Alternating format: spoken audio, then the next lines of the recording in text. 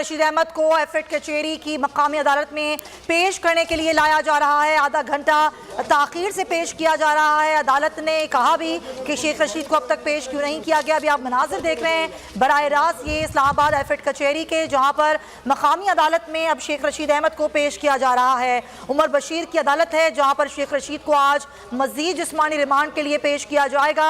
और आप शेख रशीद अहमद को आप देख सकते हैं, मरी पुलिस भी यहाँ पर मौजूद है क्योंकि मरी में भी मुकदमा दर्ज किया गया है शेख रशीद अहमद के खिलाफ। शेख रशीद अहमद जिनको अब इस्लामाबाद की पुलिस ने मकामी अदालत में पेश किया है। ये बराह रास्त मनाजिर हैं जो आप एफएड कचेरी के देख रहे हैं। आज शेख रशीद अहमद को एफएड कचेरी जहां पर पेश किया जाना है और वहां पर जिस्मानी रिमांड की मजीद जिस्मानी रिमांड की इस्तदा की जाएगी। 2 रोज़ का जिस्मानी रिमांड मुकम्मल होने पर आज शेख रशीद को एक बार फिर कचेरी में पेश किया गया, मकामी अदालत में पेश किया गया। देख सकते हैं सिक्योरिटी के इंतजामात, सख्त सिक्योरिटी में शेख रशीद अहमद को यहाँ पर लाया गया है। अकील अहमद से बात करते हैं। जी अकील।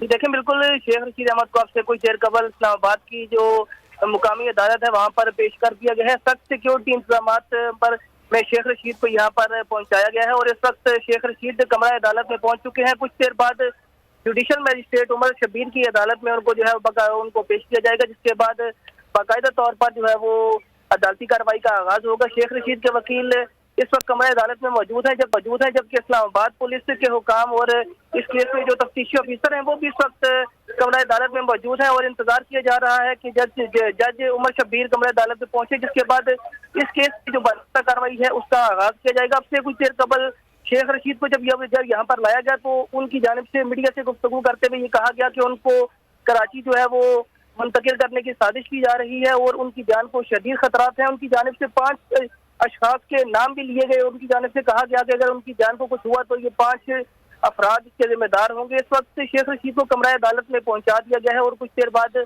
इस केस की जो समाअत है उसका बाकायदा तौर पर आगाज होगा। जी अच्छा अकील, अभी जिस तरीके से आपने बताया सख्त सिक्योरिटी में पहुंचाया गया है, मरी पुलिस भी यहाँ पर है, तो क्या वो भी ये कह सकते हैं कि शेख रशीद को उनके हवाले किया जाए?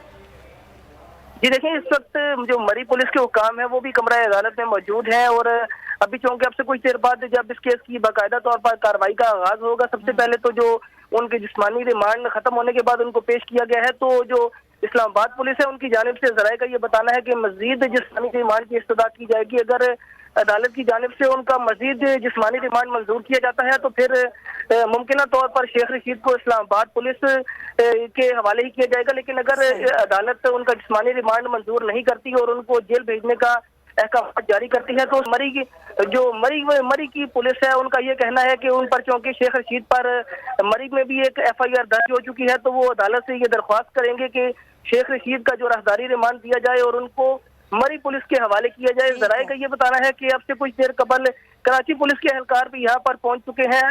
उनकी जो है वो अभी तक सामने नहीं आए, लेकिन उनका ये बताना है, जराए का बताना है कि कराची पुलिस के एहलकार भी यहाँ पर मौजूद है। पुलिस भी यहाँ पर मौजूद है, मरी पुलिस भी मौजूद है। शेख रशीद अहमद को मकामी अदालत में इस्लामाबाद की पेश किया गया है। अकील अहमद, बहुत शुक्रिया आपका। बुलेटिन में यहाँ वक्त हुआ है ब्रेक का। ब्रेक के बाद देखिए।